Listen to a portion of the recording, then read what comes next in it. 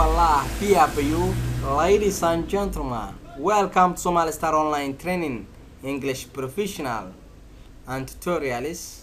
Bismillahirrahmanirrahim. Assalamu alaikum warahmatullah. Dhammaan ardaydii kala duwaneed boogii labaad oo ka tirsanaa silsilada New Concept English Practice and Progress Lesson 28 baa loo soo gudbaya waana very important taasi.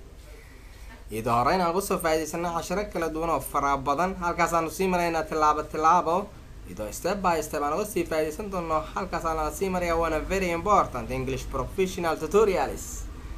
Contact wixii macluumaad oo dheeri aan isugu soo diri doonaa direct number somalistarabad.com ardayda imtixaanada gelisa fariimaha kusoo dirsan karta haddii ay doonaan waana very important taasi.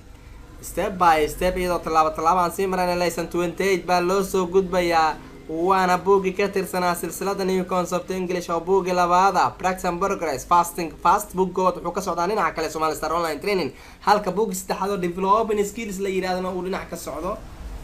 Step by step baan uga faa'iidaysan doonaa waana very important tilaabo inaan halka kaga sii faa'iidaysano ardayda kala duwan meel walba adduunka aad ka joogtaan halkaas aan sii marayna waana very important taasi.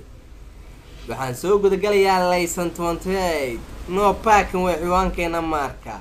Jasper White is one of those rare people. Jasper White ninka is one waa mid kamid of those rare people dadka dhifi naadirka who believes they aaminsan in ancient myths khuraafaadka.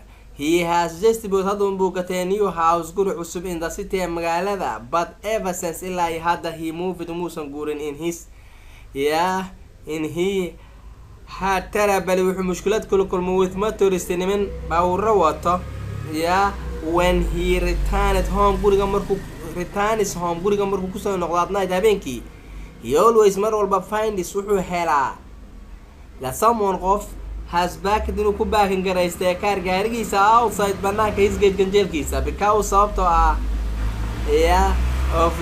of has not been able xataa kumuusan helin jaanis he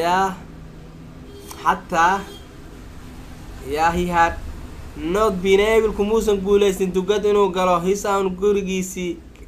own car gaarigiisa inuu guriga gashto into his garagekiisii even wanis xataa mar Jasper ninka la yiraahdo hasbuud up wuxuu suray no parking lama dhigan karo signs calaamad no parking iyo ganjeelkiisa ku geliyay outside banaankeeda his gate ganjeelkiisa ayuu ka suray but laakiin this have not had any effect wax saameyn kuma yeelan now hadda he has put an ugly stone head wuxuu suray madax fool xun over the gate ganjeelkiisa.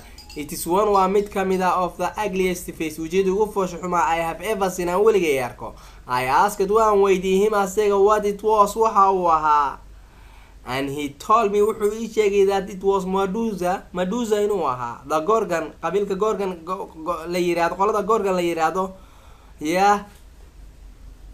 madaxii caabudi jirtay inuu ahaa oo qadiimiya.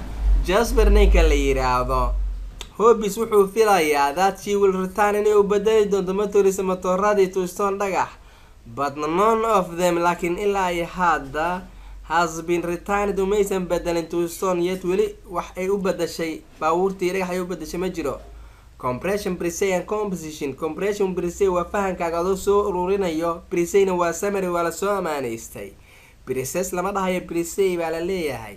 Preset waa soo koobid and composition adoo curis ka sameyn doono su'aalahan answer ka jawaab this question su'aalaha not more than 65 words iyo ka badan 65 eray. What does Jasper White believe in? muxuu aaminsanaa Jasper White? Where halkee baa do motorist always mar walba backing their cars baawurtooda ay dhigan jireen? What has he bought over his gate now? hadda muxuu ganjeelkiisa suray? What head is it? muxuu ahaa madaxaasna? What does he want her to do? muxuuse rabay inay noqdo qabto?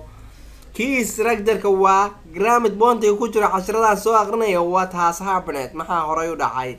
The study marka these sentences carefully si taxadar by consultation adoo fiirsan doona to the words ereyada in italics farta jifta ku qoran. I have just received adoo baahay letter warqad from my brother walaalkay team aan galay. Key structure 19 baan ku soo dhaafnay. I have not seen weligay ma arkin team ninka la yiraahdo since last January ilaa January dii la soo dhaafay ugu dambeysay ilaa hadda ma arkin. structure-radii hore ayaan kusoo qaadanay iyadoo cashiro fara badanna hore ayaan usoo qaadanay dhammaan ardayda kala duwan Somali Star Online Training Professional English and ICT wixii halkaasaan kala soo xiriiri doonaa waana very important. maanta waxaan qaadanay lesson 28 iyadoo cashiro fara badanna hore aan usoo aragnay. lesson 28 waxaa noogu xigi doona lesson 29.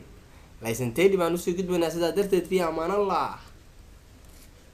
والسلام عليكم ورحمة الله. ardayda kala duwan wixii macluumaad oo dheer iyo direct number bay isaga soo dirsan karaan sidaa darteed fi amaan allah. والسلام عليكم ورحمة الله.